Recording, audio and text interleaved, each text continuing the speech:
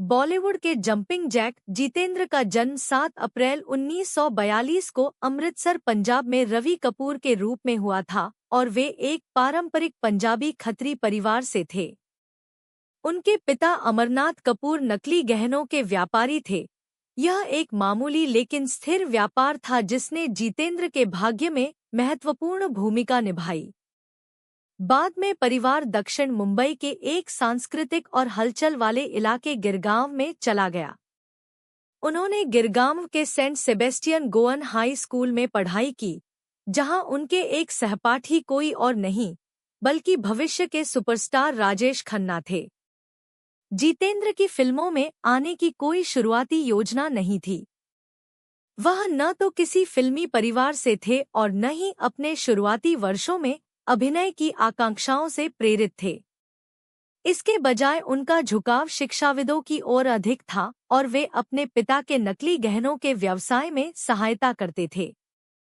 हालांकि किस्मत को कुछ और ही मंजूर था।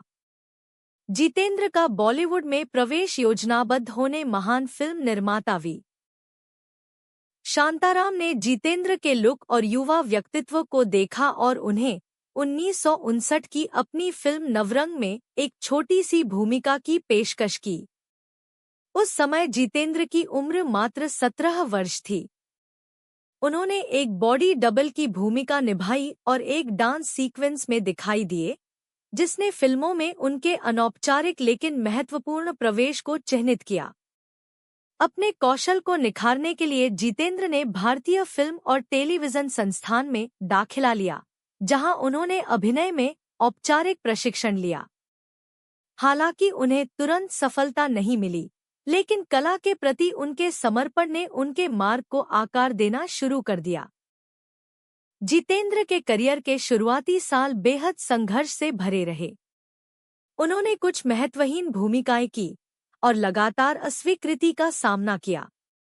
हालांकि उनके पास दिखने में अच्छा लुक और लंबा एथलेटिक ढांचा था, लेकिन 1960 के दशक में दिलीप कुमार, राज कपूर, देव आनंद और बाद में राजेश खन्ना जैसे अभिनेताओं का दबदबा था, जिससे नए चेहरों के लिए जगह काफी सीमित हो गई थी। उन्हें सफलता वी शांताराम की गीत गाया पत्थरों ने से मिली, जिसमें उन्होंने मुख्य भूमिका निभाई थी। हालांकि यह फिल्म व्यावसायिक रूप से बहुत बड़ी सफलता नहीं थी, लेकिन इसने उन्हें निर्माताओं और निर्देशकों के रडार पर ला दिया। लेकिन असली स्टारडम कुछ साल बाद आया। 1967 में जितेंद्र ने बबीता के साथ फिल्म में अभिनय किया, जो एक जासूसी थ्रिलर थी। उन्हें सिर्फ उनके अभिनय से ही नहीं, बल्कि उनके डांस मूव से भी अलग किया गया। वह इस मामले में अद्वितीय थे कि वह विद्युत ऊर्जा के साथ नृत्य कर सकते थे, और एक ऐसा गुण जो उस युग के पुरुष अभिनेताओं में बहुत आम नहीं था। वह बॉलीवुड में दक्षिण भारतीय रीमेक के पोस्टर बॉय बन गए। दक्षिण के फिल्म निर्माताओं खासकर टी रामा राव और के राघवेंद्र राव के साथ मिलकर जितेंद्र ने तेलुगु और तमिल फिल्मों के कई हिंदी रीमेक में अभिनय किया। इन फिल्मों ने कामकाजी वर्ग के दर्शकों को ध्यान में रखा और बॉक्स ऑफिस पर लगातार सफलता सुनिश्चित की। कारवां, हिम्मतवाला, तोहफा, जस्टिस चौधरी और मवाली जैसी फिल्में बहुत बड़ी हिट रहीं। श्रीदेवी, जया प्रदा, रीना रॉय और हेमा मालिनी जैसी अभिनेत्रियों के साथ उनकी ऑनस्क्रीन केमिस्ट्री पौराणिक बन गई। वास्तव में श्रीदेवी और जया प्रदा के साथ उनकी जोड़ी ने पारिवारिक केंद्रित मसाला मनोरंजन के लिए एक फॉर्मूला बनाने में मदद की।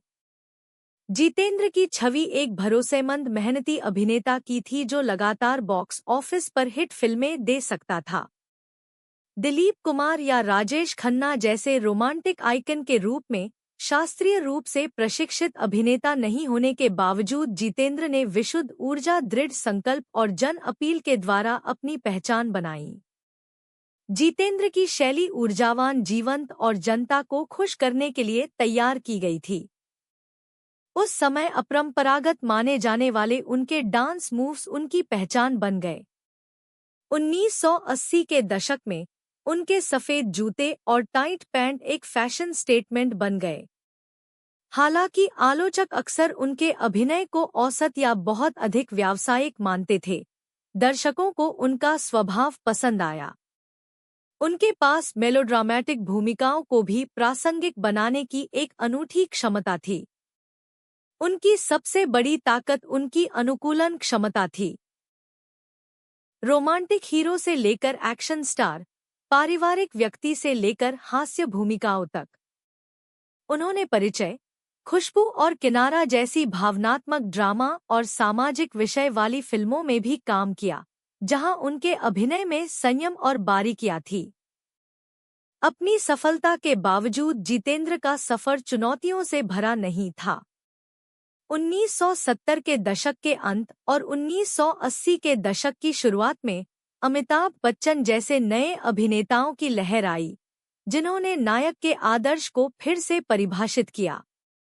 जितेंद्र को कड़ी प्रतिस्पर्धा का सामना करना पड़ा। हालांकि फीके पड़ने के बजाय उन्होंने खुद को रीमेक और पारिवारिक मनोरंजन के बादशाह के रूप में फिर से स्थापित किया। उन्होंने बालाजी बैनर के तहत अक्सर अपनी फिल्मों का निर्माण करके समझदारी भरे व्यावसायिक निर्णय भी लिए, जिससे रचनात्मक और वित्तीय नियंत्रण सुनिश्चित हुआ। इस व्यावसायिक कौशल ने उन्हें रुझान बदलने के बावजूद प्रासंगिकता बनाए रखने में मदद की। जितेंद्र के जीवन का सबसे दिलचस्प पहलू अभिनेत्री हेमा मालिनी के साथ उनका लंबे समय से चला आ रहा रिश्ता था। दोनों एक दूसरे के काफी करीब थे और यहां तक कि शादी के भी करीब पहुंच गए थे।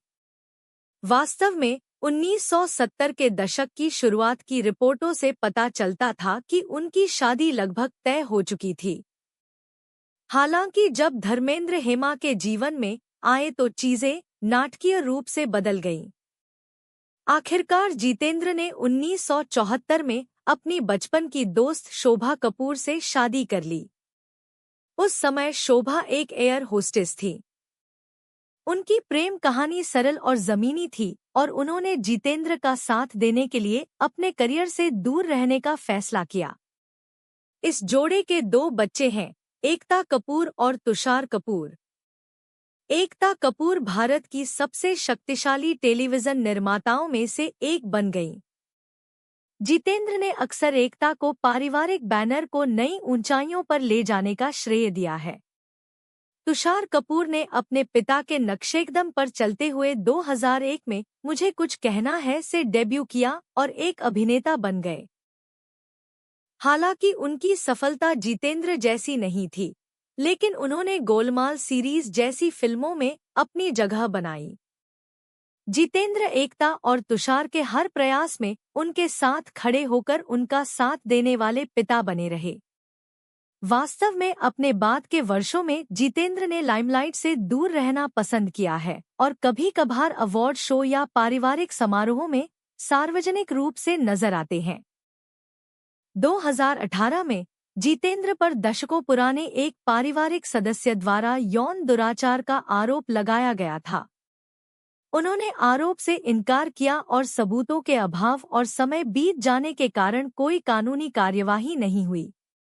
इस घटना ने कुछ समय के लिए मीडिया का ध्यान खींचा, लेकिन जितेंद्र ने गरिमापूर्ण चुप्पी बनाए रखी और अपने निजी जीवन पर ध्यान केंद्रित करना जारी रखा।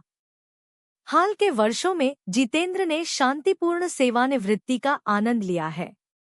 उन्हें कभी-कभी फिल्मी कार्यक्रमों और साक्षात्कारों में सिनेमा के सुनहरे दिनों की याद करते हुए देखा जाता है। उनकी विनम्रता, अनुशासन और सादगी की प्रशंसा की जाती है। भारतीय सिनेमा में जितेंद्र के योगदान को कई सम्मानों से मान्यता मिली है। Filmfare lifetime achievement award, screen lifetime achievement award, Zee cine award for lifetime achievement, Dada Saheb Phalke अकादमी पुरस्कार, राष्ट्रीय पुरस्कार या फिल्म फेयर सर्वश्रेष्ठ अभिनेता का पुरस्कार नहीं जीतने के बावजूद उनके लगातार काम और प्रशंसक उनकी महानता की गवाही देते हैं। जितेंद्र की कहानी दृढ़ता, विनम्रता और शांत सफलता की कहानी है। ग्लैमर और स्कैंडल के लिए मशहूर इंडस्ट्री में उन्होंने कड़ी मेहनत और पारिवारिक मूल्यों पर आधारित करियर बनाने में कामयाबी हासिल की। ज्वेलरी डिलीवरी बॉय से लेकर भारतीय सिनेमा के सबसे भरोसेमंद सितारों में से एक तक जितेंद्र का सफर किसी प्रेरणा से कम नहीं है। उनका निकनेम जंपिंग जैक भले ही उनकी ऊर्जा को दर्शाता हो, लेकिन जितेंद्र का असली सार समय के साथ जमीन से जुड़े रहने और 4 दशकों से दर्शकों का मनोरंजन करने की उनकी क्षमता में निहित है।